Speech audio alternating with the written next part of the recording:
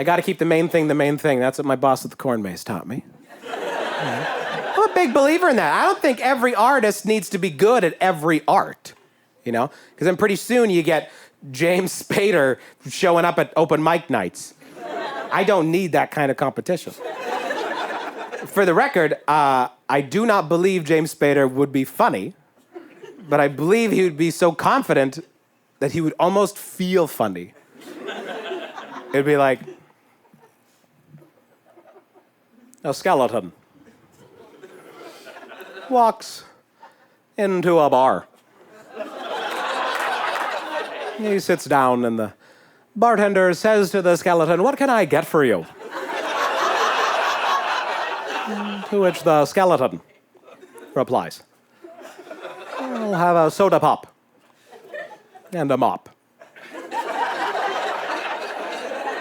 You do realize the joke I've just shared with you is universally considered to be funny. And yet you sit there with your benign faces, staring at me, judging me, thinking you can do better, but you can't because you're just an audience. An audience that came to a comedy show, hoping for a good time, but will leave sorely disappointed.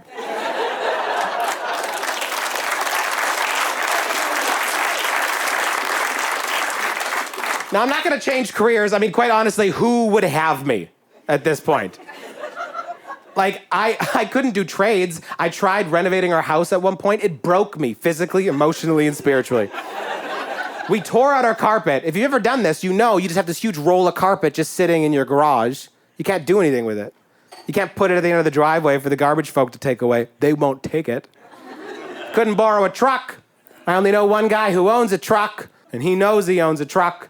And he knows I'm doing renovations. And he's not taking my calls right now. So I don't have a truck, but what I do have is an X-Acto knife and time. So I spent the better part of 6 months just slicing up my carpet into tiny little strips, rolling those up and hiding them in my garbage can and just watching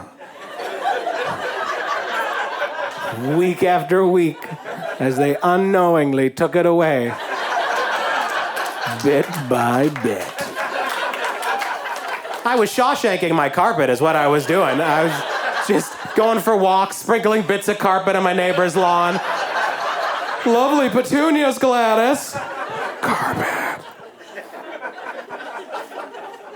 We did all the renovations in our house pretty quickly because our family went on a very big trip.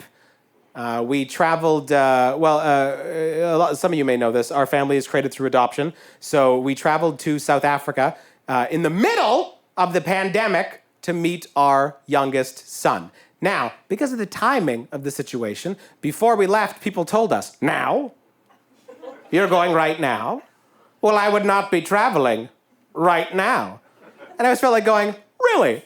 What a hot take that is. Oh, boy. This feels like ideal timing for us. In fact, when we started the adoption journey years ago, we told our social worker, if you could hold off on completing this until there's a global pandemic, the likes of which the world hasn't seen in over 100 years. In fact, if it's not too much to ask, could you figure out a way to get 4 different strangers to shove 4 different Q-tips up my nose on 4 separate occasions? That'd be wonderful.